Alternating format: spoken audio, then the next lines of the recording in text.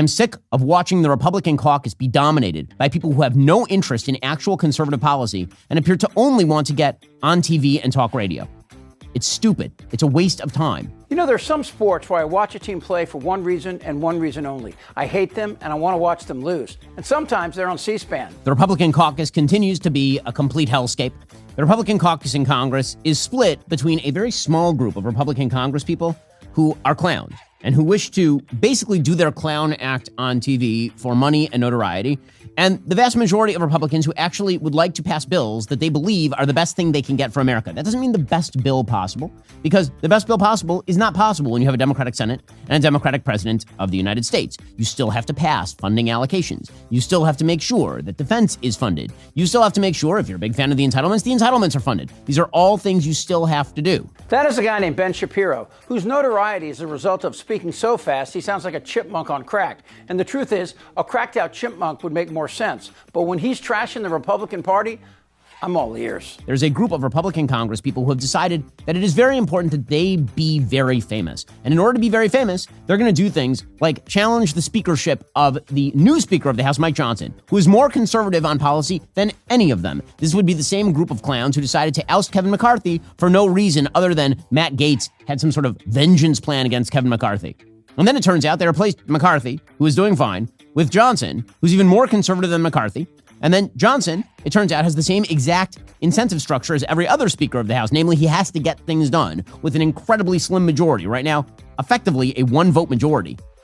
And then the idea is that they're going to go after Johnson. All right, Shapiro's right in describing the way Congress has always worked. The House, anyway. You have 435 members who only served 2 years, and in the past, they had to make a mark in the House that they could campaign on in the fall. Something significant. Take Congresswoman Barbara Lee. She made history by being the only representative to vote against the war in Iraq. That's bravery. Then there's Dairy Queen, who believes George Bush blew up the Twin Towers. And the so-called plane that crashed into the Pentagon.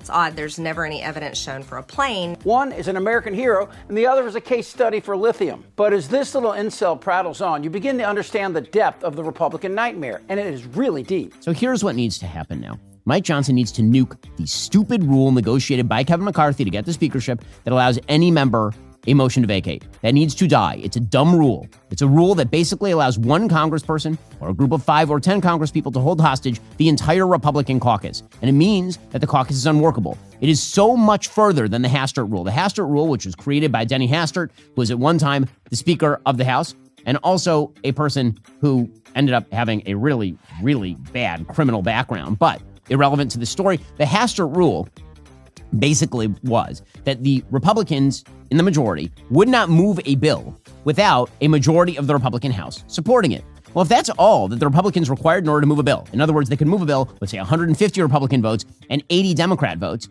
well, then Johnson would have no problem. There are plenty of bills that are just like that.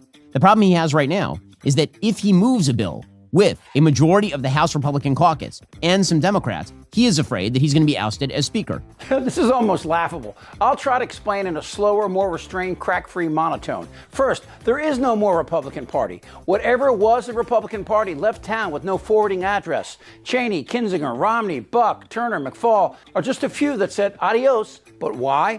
Well, somewhere in the last 8 years, Donnie Indictable captured Kid Rock Nation's racist bottom feeders and turned them into a movement against almost every single Judeo-Christian principle both parties had coveted and protected for nearly a century. Education, Medicare and Social Security, immigration, and truthful, sober reporting in the news developed a Republican cancer that has left us all gasping for air. In 2022, when the Republicans won the House in a typical off-year reversal, the nasty underbelly emerged like a herpes sore during tax season. They may have been led by McCarthy, a pathetically weak Wendy's manager turned congressman, but the real power in the House, to Shapiro's point, were the crazy clowns elected by Trump's base of Cracker Barrel militia. We need a full investigation into just how many puppies were eaten alive on Fauci's watch. From Matt, I'll babysit your high school sophomore Gates, to Dairy Queen, Lauren Boebert, and a cast of insurrectionists supporting rednecks, the GOP began to disintegrate like a freshly dunked Alka-Seltzer, but with the exact opposite effect.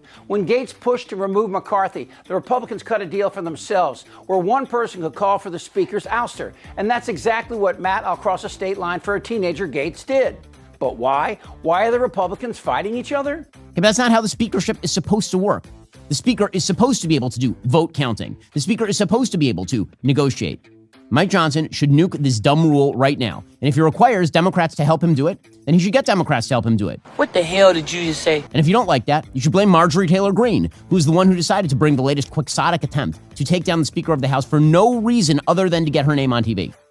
There is no logic here. There is no rationale here. There is no reason here. This rule needs to die. Wow, okay, that was a crack fest. Here's what's happening. On the surface, it's BS parliamentary rules. Underneath, however, is a battle for insanity. There are three distinct groups in the Republican Party. There are the old school Republicans who are melting like the Wicked Witch. Look what you've done!